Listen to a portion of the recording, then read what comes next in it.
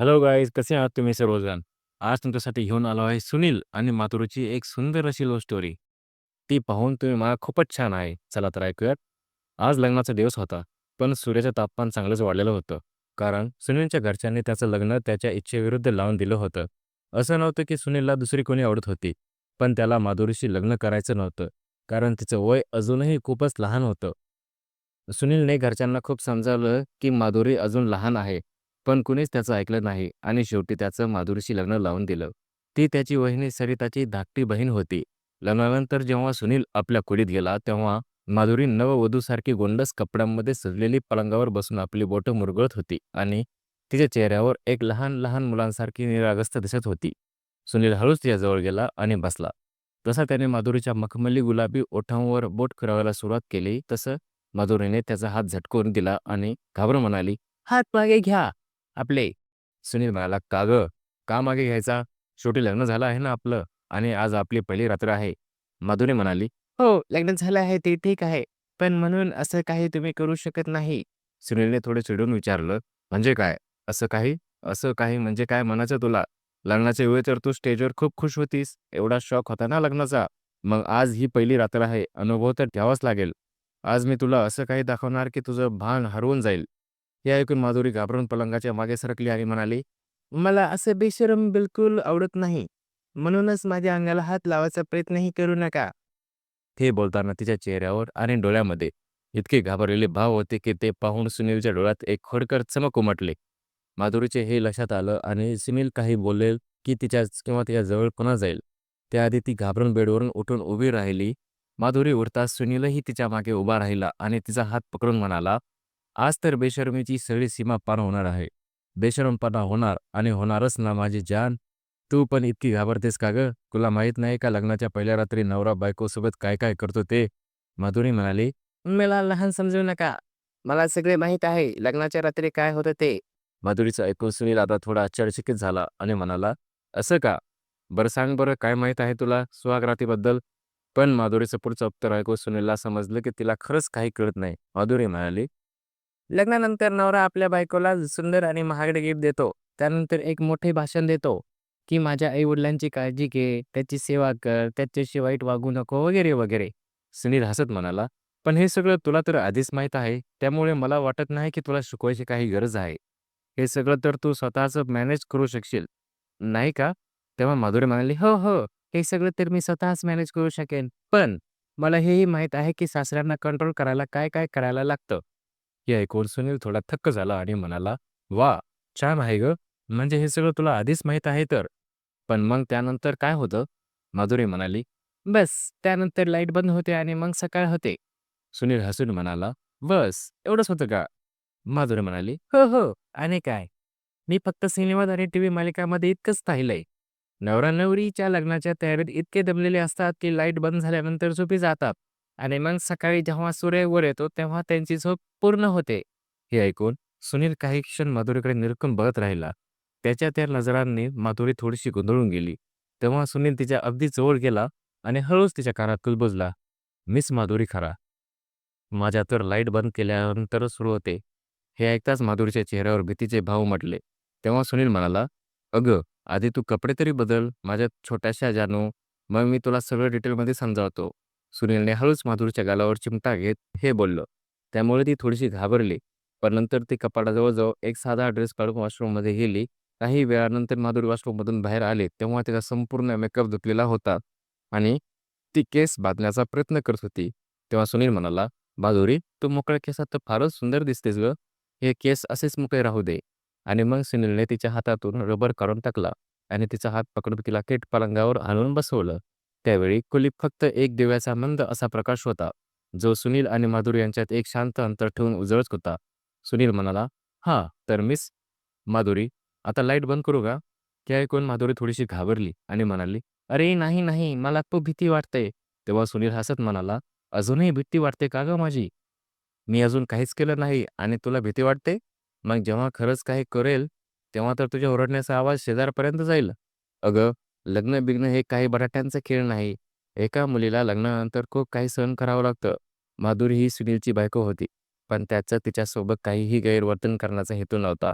तो फक्त तिला घाबरवण्याचा प्रयत्न करत होता. जिथे बहुतेक वेळा नवरा पहिल्या आपल्या पत्नीचा विश्वास जिंकण्याचा प्रयत्न करतो, तिथे सुनील मात्र उलटेच करत होता. तो तिला नात्याची भीती दाखवून घाबरत होता. कारण त्याला हे दाखवायचं होतं, की त्याच्या घरच्यांनी घेतलेला निर्णय एका घरातल्या 2 बहिणींशी आपल्या 2 मुलांचं लग्न लावून चुकीचं होतं. खरं तर झालं असं होतं, की सुनीलच्या घरच्यांनी त्यांच्या 2 मुलांसाठी एकाच घरातल्या मुलींची निवड केली होती. एकाच दिवशी 2 भावांची आणि त्या 2 बहिणींची लग्न झाली. सुनील एक मध्यमवर्गीय कुटुंबातून होता, म्हणून त्याच्या आई-वडिलांनी दोन्ही लग्न एकाच वेळेस खर्च करून वाचवून उरलेल्या पैशात दोन्ही मुलांना हनीमूनला पाठवायचं ठरवलं होतं. त्यांची आर्थिक दृष्टिकोनातून योजना चुकली नव्हती, पण सुनीलचा रागही जास्तच होता. कारण त्यांच्यामध्ये माधुरीचं वय अजून लग्नासाठी योग्य नव्हतं. म्हणून सुनील माधुरीला घाबरून आपल्या आई निर्णयाला चूक सिद्ध करू इच्छित होता. आणि सुनीलचं वागणं पाहून माधुरी खरंच आता एवढी घाबरली होती, की तिच्या चेहऱ्यावरचे सगळे रंग सोडून गेले होते. माधुरी थरथरत म्हणाली, "अरे नाही, नाही. प्लीज लाईट बंद करू नका ना. मला अंधारात खूप भीती वाटते." तेव्हा सुनीलने तिचे दोन्ही हात घट्ट पकडले आणि म्हणाला, "माधुरी, माझी जान, असं कसं होईल गं? लाईट तर बंद करावीच लागेल ना. शेवटी तुला पण समजेल, की लाईट बंद झाल्यानंतर खरी गोष्ट सुरू होते आणि लग्न म्हणजे काय ते समजलंच पाहिजे ना." खूप शौक होता तुला लग्नाचा. छान-छान कपडे, दागदागिने, महागडे गिफ्ट्स ऐकायला किती छान वाटतं ना, पण खऱ्या लग्नाचं सत्य वेगळंच असतं आणि ते सत्य आज मी तुला दाखवणार आहे, असं म्हणत सुनीलने दिवा बंद केला आणि जोरात माधुरीच्या मनगटाला धरून तिला आपल्याजवळ ओढून घेतलं.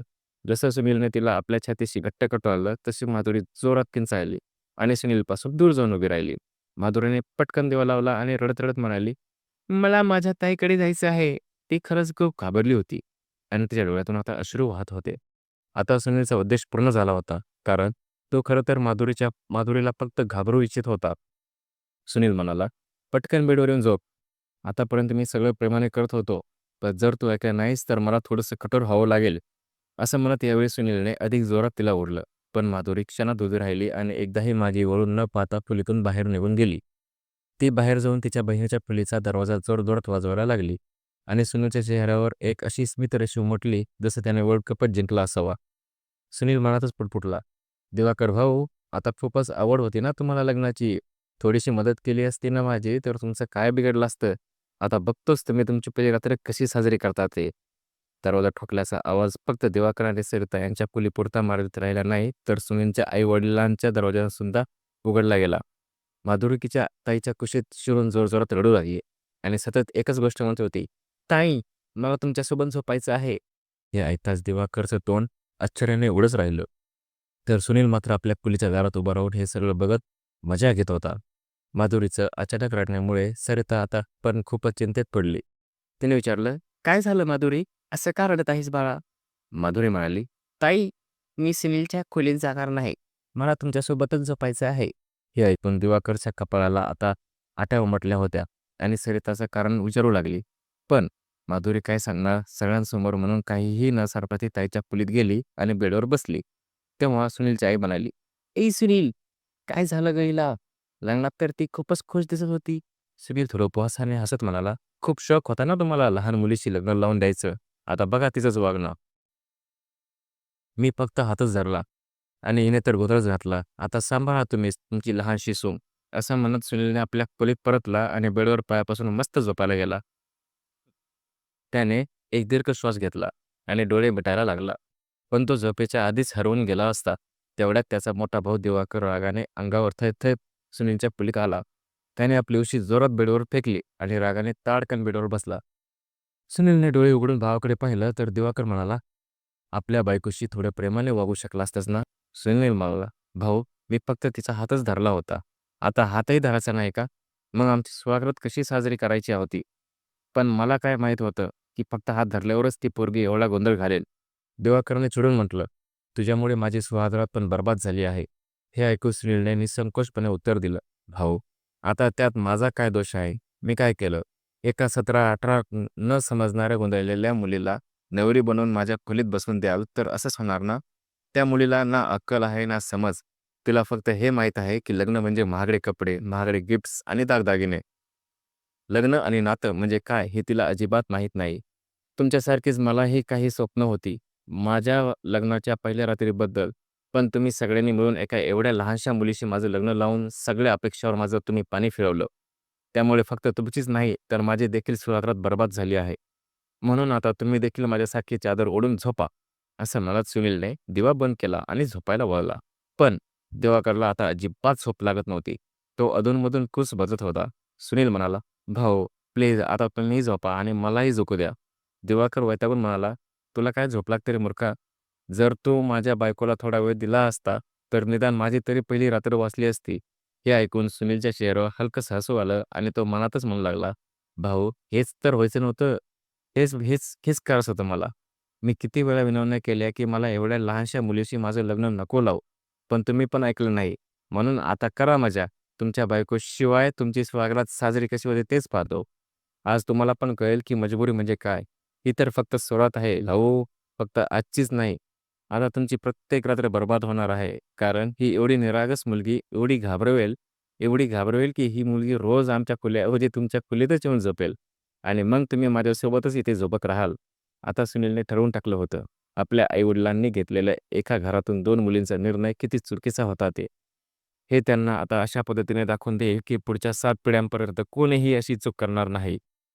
सकाळ झाली. सरिता आणि माधुरी दोघी बहिणी एकत्र खोलीबाहेर आल्या. तेवढ्यात त्यांचे सासूबाई आधीच नाश्ता करून टेबलवर छानपैकी सजवून ठेवला होता. टेबलवर सगळे खुश होऊन नाश्ता करत होते.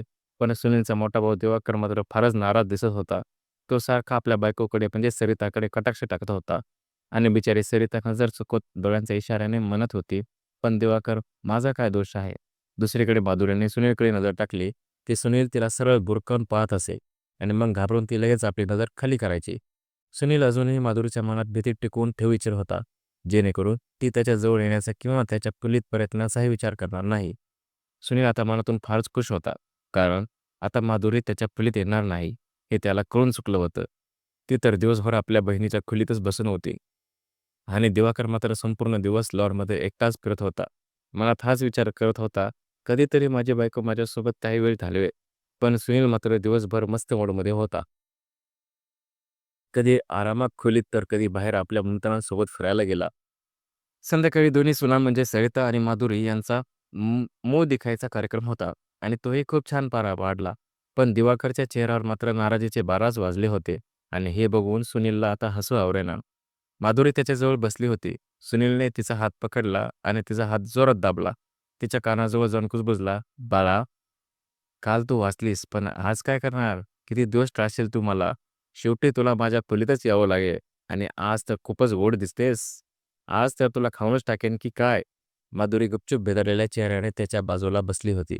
तिच्या चेहऱ्यावर स्पष्ट दिसत होते की कालची सगळी खोडकरपणा एका रात्रीत संपून गेली आहे. ती पुन्हा पुन्हा आपला हात सोडवण्याचा प्रयत्न करत होती. पण सुनील काही तिला सोडतच नव्हता. शेवटी कार्यक्रम संपल्यावर कुठेतरी सुनीलने तिचा हात सोडला. त्या रात्री दिवाकरने सरिताला अगोदरच बजावलं होतं की कोणीही दरवाजा ठोकला किंवा मोडायला आला तरीही दरवाजा उघडायचा नाही. कोणासाठीच नाही. सरिता माधुरीला समजावत होती. "हे बघ माधुरी, काल रात्री तू जे केलंस ना ते योग्य नव्हतं. असं करायचं नसतं गं." पण माधुरी सरिताचे दोन्ही हात पकडून लॉबीमध्ये बसली होती. अश्रूंनी तिचे डोळे भरलेले आणि म्हणत होती, "ताई, मी कोणतीही परिस्थितीत सुनीलच्या खोलीत परत जाणार नाही. मला त्यांच्यापासून खूपच भीती वाटते." तेव्हा सरिता तिला समजावत म्हणाली, "छोटी, तू सुनीलला चुकीचं समजतेस गं. तो खरंच तुझ्यावर खूप प्रेम करतो. तू जसं त्याच्याबद्दल विचार करतेस ना, तो तसा अजिबात नाही. एकदा तरी तू त्याला बोलून बघ त्याच्याशी. मला खात्री आहे तो तुला काहीही वाईट बोलणार नाही." माधुरी म्हणाली, "ताई, तुम्हाला त्याचं खरं रूप माहीत नाही. पण आता मला सगळं समजलंय. म्हणूनच मला त्यांच्याशी काहीही नको. मला प्लीज पप्पांकडे परत पाठवा. मला हे लग्न-बिग्न काही नको. मी पप्पांच्या घरातच खुश होते." तेव्हा सरिता म्हणाली, "हे बघ छोटी, आता हे सगळं थांबवता येणार नाही. त्यामुळे तिला या लग्नाबद्दल काहीही हरकत नाही. तूच म्हणाली होतीस की ठीक आहे, मला लग्न करायचं आहे." सरिता बोलत होती, पण माधुरी लगेच म्हणाली, "पण ताई, मला कुठे माहीत होतं की लग्न असं असतं आणि आता मी ठरवले की सुनीलच्या खोलीत मी परत जाणार नाही म्हणजे नाही." एकीकडे माधुरी आपल्या हट्टावर ठाम होती, तर दुसरीकडे दिवाकर आपल्या खोलीच्या दरवाजाजवळ उभा राहून सरिताला एकटक बघत होता. सरिता वारंवार दिवाकरकडून नजर चुकवत माधुरीचा हात सोडवण्याचा प्रयत्न करत होती आणि तिला समजावत होती, "माधुरी, असं वागायचं नसतं. सुनील तुला काहीही करणार नाही. थोडी तरी अक्कल वापर. हे काही खेळ नाही आणि तू हे परत लहानपणाचं वागणं आता थांबव." पण सरिताचे बोलणं ऐकून माधुरी रडायलाच लागली. "नाही ताई, मला त्याच्या खोलीत झोपायचंच नाही. प्लीज तुम्ही मला पप्पांकडे परत पाठवा. मला हे लग्न-बिग्न काहीही नको आता." त्यावेळी सुनील आपल्या खोलीतच होता आणि दरवाजा उघडाच होता. त्यामुळे त्याने ही सगळी घटना शांतपणे पाहिली. सरिताने कसंबसं तिला समजावलं आणि आपल्या खोलीत परत गेली. पण माधुरी मात्र अजिबात तयार नव्हती. ती लॉबीमधल्या सोफ्यावरच बसून आपली बोटे मुरगळत होती. सुनीलबद्दल ती एवढी घाबरली होती, की तिला वाटायचं जर खोलीत परत गेली, तर जणू काही तिचा श्वासच थांबेल. हे सगळं बघून सुनील मनात खरंच आनंदी झाला. पण त्याला हे नव्हतं जाणवलं, की माधुरी खरंच इतकी घाबरेल. नंतर माधुरी हळूच खोलीत आली. एक शब्दही न बोलता तिने आपलं कपाट उघडलं. एक साधा ड्रेस काढला आणि वॉशरूममध्ये बदलायला घेऊन गेली. सुनील तिच्या प्रत्येक हालचालीचे निरीक्षण करत होता.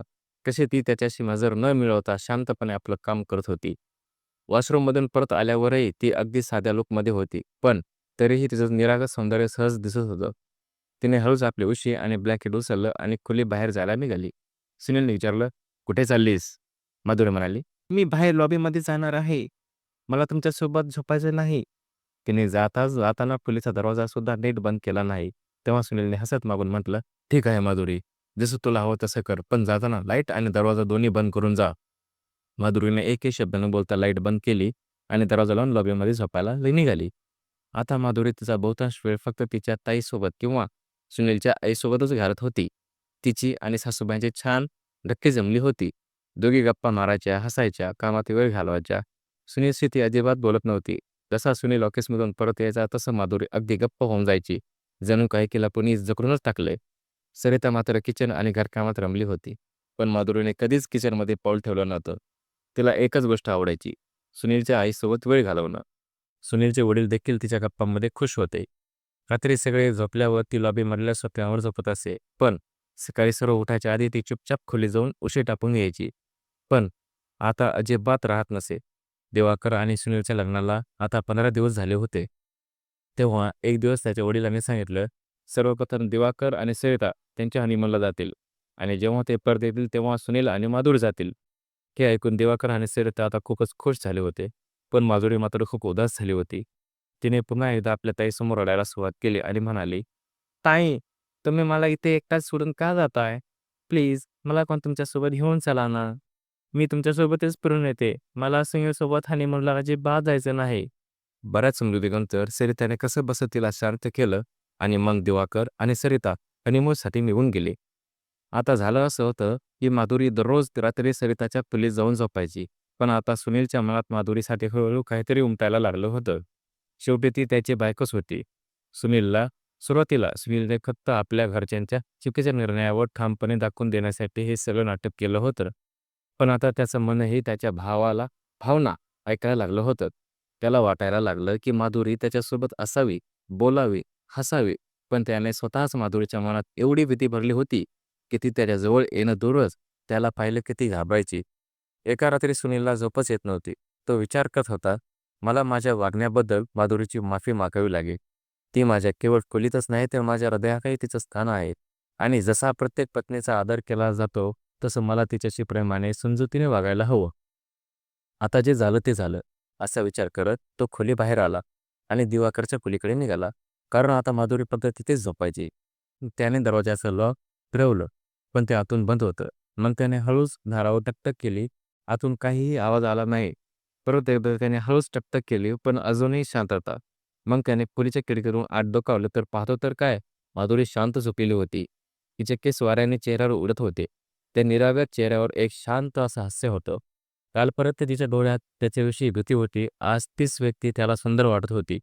किंवा खरं तर त्याच्या नजरेतच आता त्याला बदल झाला होता. त्याने मनात म्हटलं, "बस, आता पुरे झालं.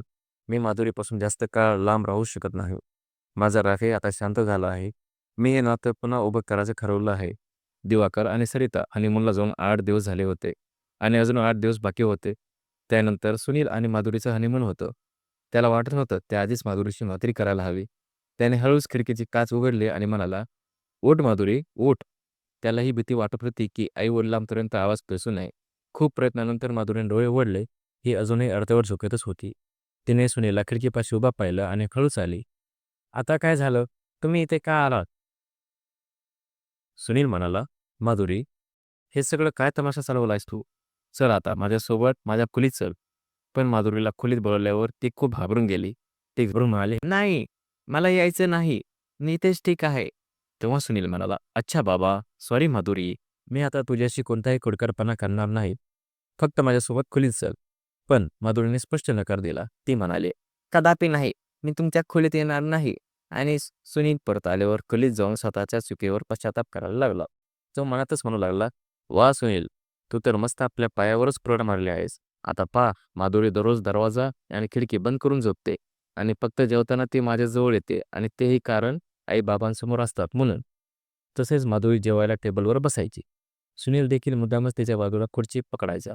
पूर्वी ती आपल्या ताईसोबत बसायची. एके दिवशी सुनील म्हणाला, "माधुरी, माझ्या ताटात थोडा भात वाढणार?" माधुरीने त्याच्या ताटात पुलाव वाढला. तेवढ्या सुनीलने आपला पाय तिच्या पायावर ठेवला. तेव्हा ती जोरात किंचाळली. आई-बाबा दोघेही एकदम सुनीलकडे पाहू लागले. सुनीलनेही एक नजर माधुरीकडे टाकली. माधुरी पाय सोडवण्याचा प्रयत्न करू लागली होती. पण सुनीलने जाणीवपूर्वक अजून जोरात पाय दाबायला सुरुवात केली. माधुरी जितका पाय मागे खेचायची, सुनील तितकाच पुढे करत होता. त्या घाबरवणाऱ्या वागण्यामुळे माधुरी इतकी नर्वस झाली की तिला नीट जेवणही ग्लासभर घालवता येत नव्हतं. सरिता हनीमूनला गेल्यानंतर सगळी जबाबदारी आता माधुरीवरच आली होती. ती सासूबाईंना विचारून विचारून सगळं काम करत होती. स्वयंपाक, घरकाम, पण तरीही जेवण खूप छान बनवायची. त्या रात्री जेव्हा सगळे लॉबीमध्ये बसले होते, माधुरी किचनमध्ये भांडी घासत होती.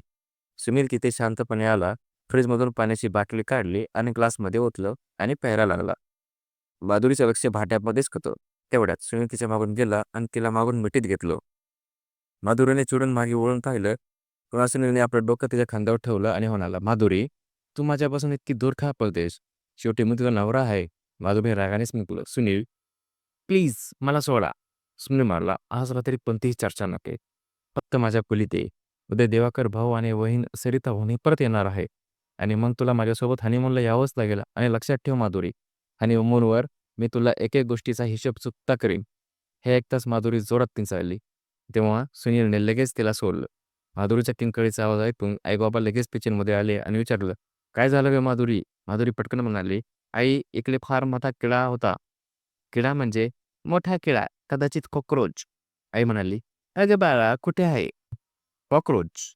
माधुरी म्हणाली, "आई, आत्ताच इथे शेल्फवर होता, पण आता कुठे गेला कुणास ठाऊक." सुनीलला हळूच कळून सुटलं की माधुरीने केवळ त्याच्यापासून सुटका मिळवण्यासाठी ही कहाणी रचली. तो रागाने आपल्या खोलीत गेला आणि मनातच म्हणू लागला, "का यार, मी दरवेळी तिच्याशी काहीतरी चुकीचंच का करत जातोय? मी फक्त माधुरीशी मैत्री करायला गेलो होतो, पण पुन्हा तिला चिडून परत आलो." लग्नाला 1 महिना होऊन गेला होता, पण माधुरी अजूनही सुनीलच्या मनात लावलेली नव्हती. ना ती त्याचं बोलणं ऐकायला तयार होती, ना त्याच्याशी बोलायला तयार होती. दुसऱ्या दिवशी दिवाकर आणि सरिता हनीमूनवरून परत आले. त्यामुळे माधुरीला परत लॉनमध्ये झोपावं लागलं.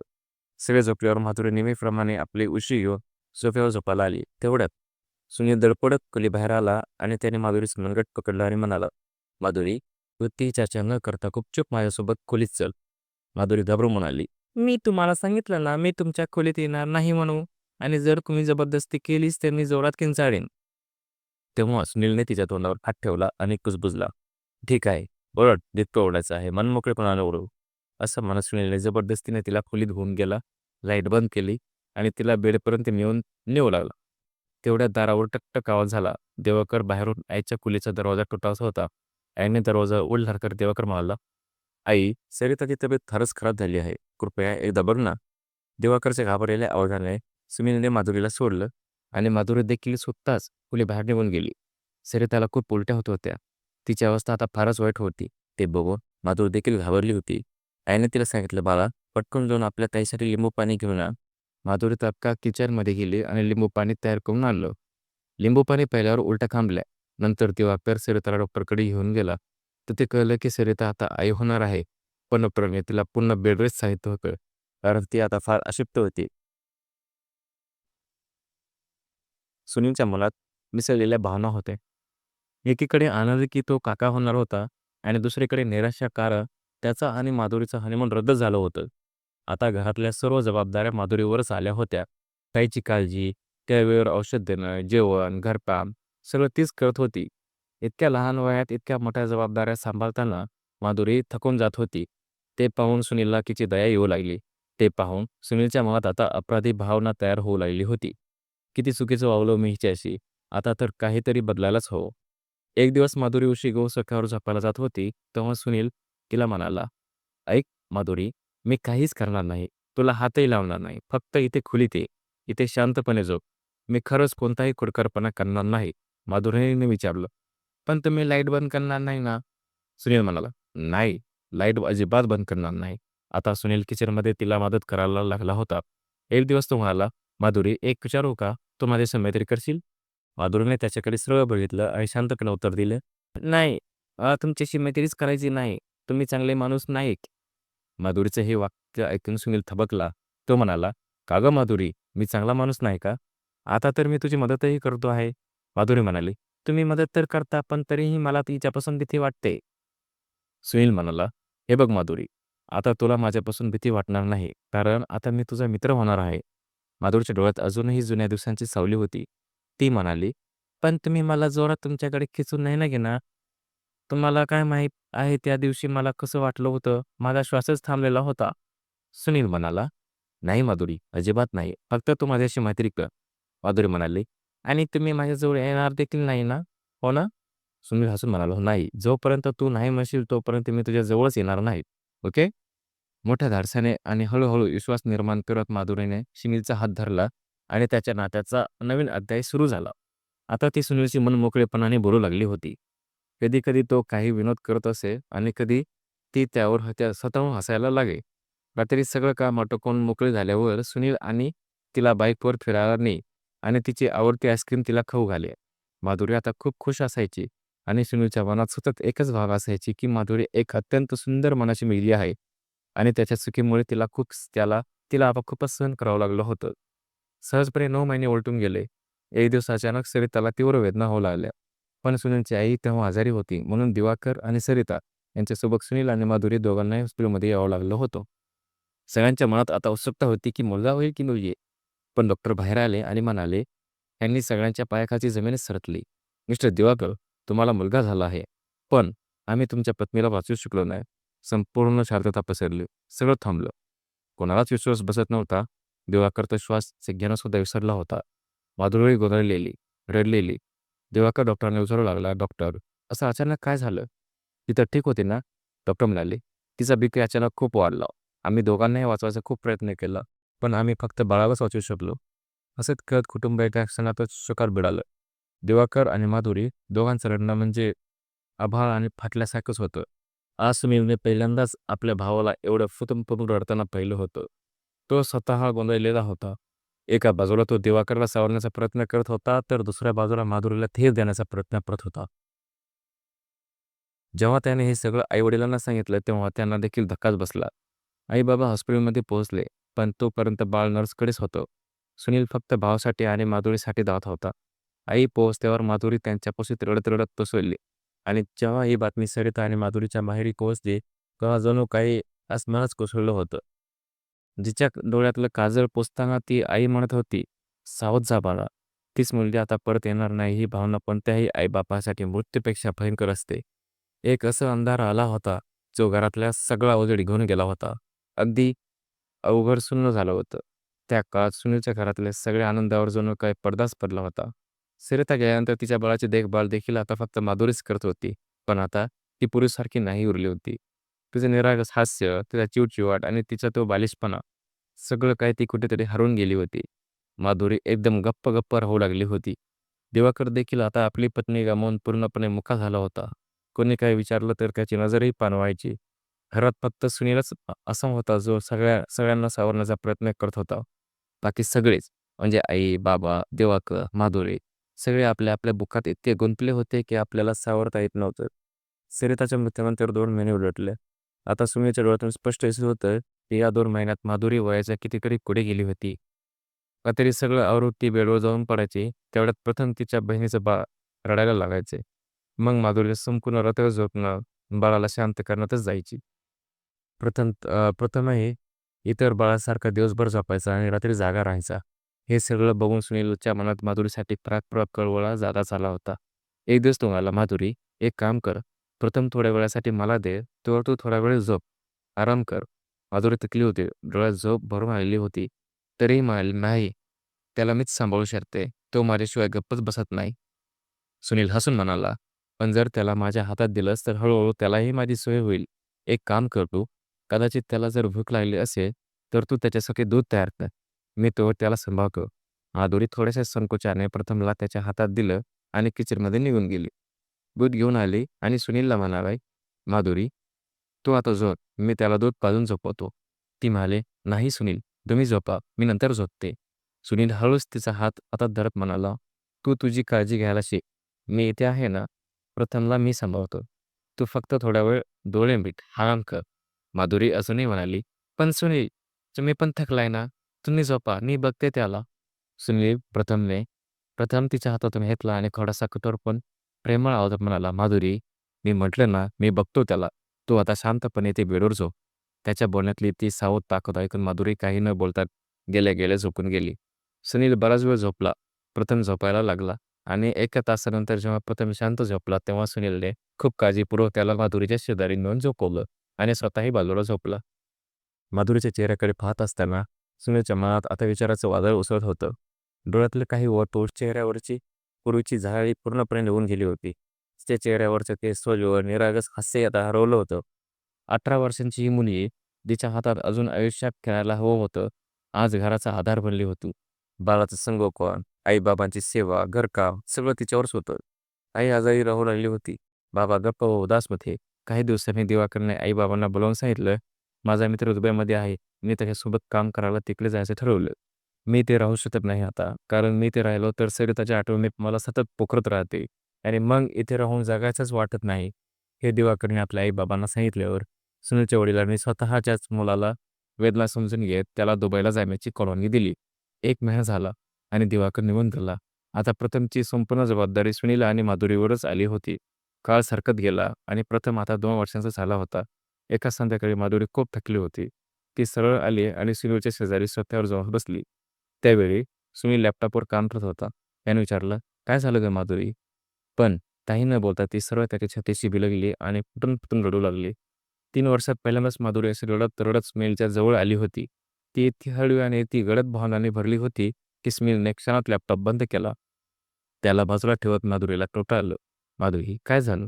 स्पष्ट सांग ना." तेव्हा माधुरी म्हणाली, "सुनील, मी थकून गेले आहे. मी कितीही प्रयत्न केले तरी मला असं वाटत नाही की मी दीदीसारखं घर सांभाळू शकत नाही.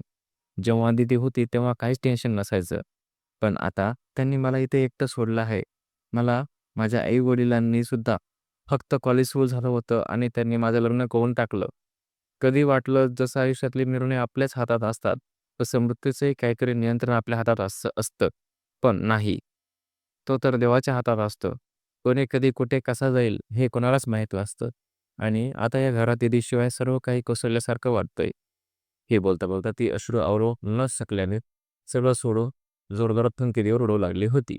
सुनीलने तिचं डोकं आपल्या खांद्यावर टेकवलं आणि मनात विचार करत राहिला.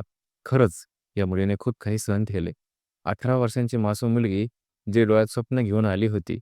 तिचं स्वप्न मीच भंग केलं होतं आणि आता ती जबाबदाऱ्यामध्ये घुसमटत आहे. थोडा वेळ शांततेने शांतपणे गेला. मग सुनील म्हणाला, "माधुरी, मी एक काम करतो. आपल्या घरी एक मोलकरीण ठेवतो. तू थोडी विश्रांती घे आणि काही दिवसांसाठी तू तुझ्या आई-वडिलांकडे परत जा. त्यांनाही बरं वाटेल, तुलाही थोडा मोकळेपणा मिळेल." काही दिवसातच सुनीलने एक विश्वासी मोलकरीण ठेवली. मग तो माधुरीला आणि प्रथमला तिच्या माहेरी सोडून आला. आई-वडिलांनी दोघांनाही पाहिल्यावर आनंदाश्रू त्यांना मिठीत घेतलं. प्रथमला आपल्या मांडीवर घेऊन रडू लागले. माधुरीच्या चेहऱ्यावर देखील आता हळूहळू शांततेचा श्वास परत येऊ लागला होता. एक दिवस बोलता बोलता आईने विचारलं, "माधुरी, आता प्रथम 2 वर्षांचा झाला आहे, म्हणून आता तुझ्या कुटुंबाबद्दल पुढे विचार करायला हवा." तेव्हा माधुरी म्हणाली, "आई, मी कित्येक वेळा सुनेच्या छातीवर डोकं टेकवलं, पण मूल व्हायचं की नाही हे तर देवाच्या हातात असतात. आता त्यात मी तरी काय करू?"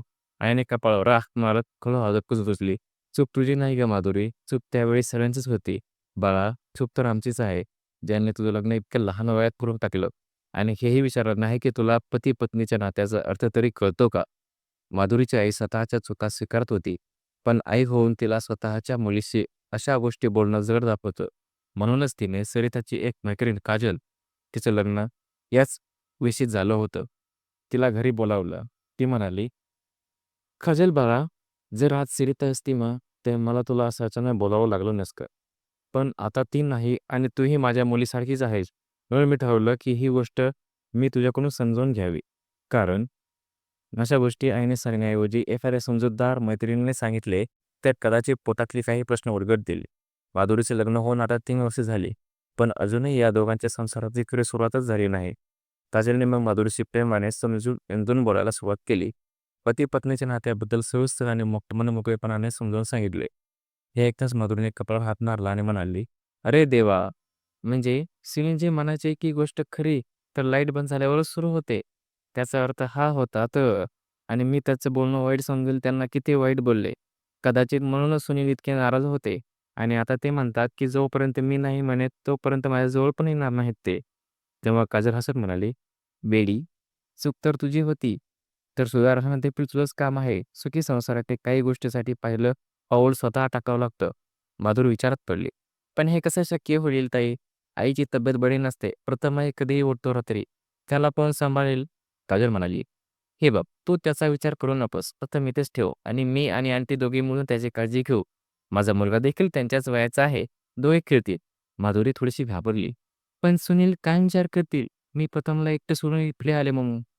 काजल हसत म्हणाली, "अगं, कुठे आयुष्यभरासाठी ठेवतेस गं तू? फक्त एका रात्रीची गोष्ट आहे. आज तुमचं नातं पुढे नेण्यासाठी पहिलं पाऊल टाक." आई आणि काजल दोघींनाही खूप समजावून सांगितल्यानंतर माधुरीने प्रथमला आपल्या आईकडे सोपवलं आणि परत आपल्या सासरी निघाली. ती संध्याकाळीच घरी पोहोचली होती. तिने मोलकरणीच्या मदतीने सुनीलच्या आवडीनुसार संपूर्ण जेवण तयार केलं. घर थोडं सजवलं आणि स्वतःही सुंदर कपड्यात तयार झाले.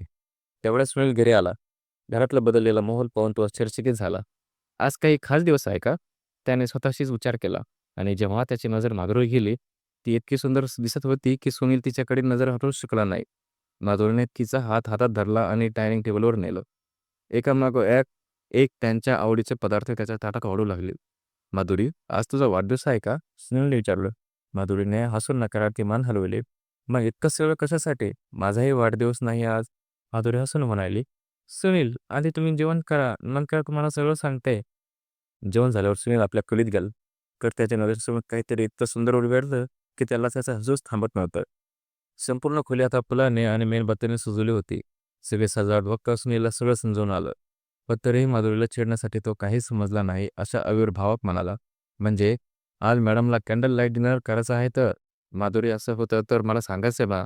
मी तुला एखाद्या छानशा हॉटेलमध्ये घेऊन गेलो असतो. घरात इतकी तयारी करायची काय गरज होती?"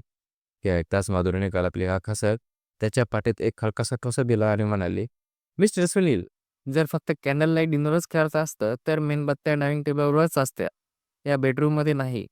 सुनील फक्त गोंधळलेला दाखवत म्हणाला, "अरे हां, हे तर माझ्या लक्षातच आलं नाही." तेवढ्यात माधुरीने पुन्हा त्याला थोडं चिडवायला हात उचलला आणि म्हणाले, "खूप भोळेपणा दाखवतात ना तुम्ही? आत्ताच दाखवते काय करता भोळ्या लोकांशी." पण यावेळी सुनीलने तिचा हात पकडला आणि तिच्या ओठावर आपले ओठ टेकवले. माधुरीसुद्धा हळूहळू त्याच्या मिठीत उधळत गेली आणि त्या रात्री अखेर त्यांच्या वैवाहिक जीवनाची खरी सुरुवात झाली. पुढच्या दिवशी दोघेही इतके आनंदी होते की त्यांचं हास्य चेहऱ्यावर ओसंडून वाहत होतं. यांचं नातं आता खरंच साकार होत होतं. आई-वडील आणि प्रथम देखील परत आले होते आणि आता सुनील रोज ऑफिसहून परतल्यावर माधुरी आणि प्रथमची जबाबदारी वाटून घेत होते. घरकामात मोलकरीण होती, पण बाळ सांभाळणं हे आईसाठी खूप दमवणारं असतं, हे सुनीलला आता समजत होतं. प्रथम आता माधुरीला मम्मी आणि सुनीलला पप्पा म्हणत होता. दोघेही त्याला इतकं प्रेम मिळत होते, जणू काही तो त्यांचाच मुलगा असावा. काही महिन्यांनी दिवाकर भारतात आला. आई-बाबांनी त्याचं दुसरं लग्न करायचं ठरवलं आणि दिवाकरची पत्नी देखील खूप चांगली स्वभावाची आली. एक दिवस तिने माधुरीला सांगितलं, "माधुरी, प्रथम दिवाकरचा मुलगा आहे, त्यामुळे आता त्याची जबाबदारी माझी आहे." जेव्हा माधुरी म्हणाली, "वहिनी, मला तुमच्यावर विश्वास नाही असं नाही, पण प्रथम जन्मल्यापासून माझ्या जवळच आहे आणि आता आम्हाला त्याची आणि त्याला आमची इतकी सवय झाली, की त्याला आमच्यापासून दूर करणं खूपच कठीण आहे. प्लीज तो आमच्याकडेच राहू द्या ना."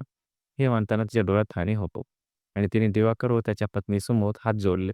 दिवाकर आणि त्याच्या पत्नीने मान डोलावली आणि म्हणाले, "ठीक आहे, प्रथम तुमचाच आहे. पण एका अटीनुसार." माधुरीने विचारली, "कोणती अट?" दिवाकर असं म्हणाला, "सरिताच्या तब्येतीमुळे तुझं आणि सुनीलचं हनीमून रद्द झालं होतं. त्यानंतर जबाबदाऱ्या आणि तुम्ही दोघं आजवर एकत्र कुठेही फिरायला गेला नाहीत. म्हणून आम्ही ठरवलंय, आम्ही पुन्हा दुबईला निघण्यापूर्वी तुमचं हनीमून तुम्ही साजरा करायला हवं. आई-बाबा आणि प्रथम आम्ही सांभाळतो. आता जा आणि नीट वेळ घालवा." हे म्हणत दिवाकरने सुनीलच्या हातात हनीमूनची तिकीट ठेवली. अखेर तो क्षण आलाच. सुनील आणि माधुरी हनीमूनसाठी निघाले. एकत्र, मनाने, शरीराने आणि प्रेमाने पूर्णतः जोडले गेलेले. आता त्यांच्या आयुष्यातला अंधार पूर्णपणे संपला होता आणि उजाडलेला सकाळ फक्त आनंदाची होती. हो, हे खरं होतं की सैरताच्या जाण्याचं दुःख अजूनही सगळ्यांच्या मनात होतंच. पण आता त्या दुःखाने घर व्यापून टाकलेलं नव्हतं. कारण घरात आता लहान तान्ह्या बाळाच्या हसण्याच्या किलबिलाटाने काही शांत वेळी उरलेल्या वातावरणाला पुन्हा एक नवा आनंद दिला होता. प्रथम आता घरात एकटाच खेळत नसे. त्याच्या जोडीला एक नवी गोंडस मुलगीही आली होती. दिवाकरच्या नव्या पत्नीची मुलगी. त्या दोघांच्या खेळण्याने घराच्या प्रत्येक कोपऱ्यात हसणं आणि गोड आवाज गुंजत होता. मित्रांनो, या कथेतून आपल्याला एक फार महत्त्वाचा धडा मिळतो की लहान वयात मुलीचं लग्न करणं योग्य नाही. किमान मुलगी एवढी समजूतदार हवी की तिला आपल्या घराचे व्यवस्थापन, पतीचं सहजीवन आणि जबाबदाऱ्या या सगळ्यांचं भान असावं. जेव्हा एखाद्या मुलीचं लग्न लहान वयात होतं, तेव्हा तिचं बालपण, निरागसता आणि स्वप्न सगळं काही तिच्यापासून हिरावून घेतलं जातं.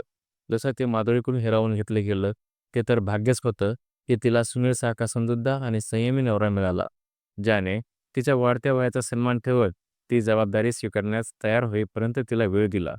पण प्रत्येक मुलीला सुनीलसारखा नवरा मिळेलच असे गृहीत धरता येत नाही ना. म्हणून आपल्या मुलीचं लग्न लावण्याआधी त्यांना मोकळा श्वास घेऊ द्या, शिकू द्या, समजायला वेळ द्या आणि स्वतःचं अस्तित्व ओळखायला संधी द्या.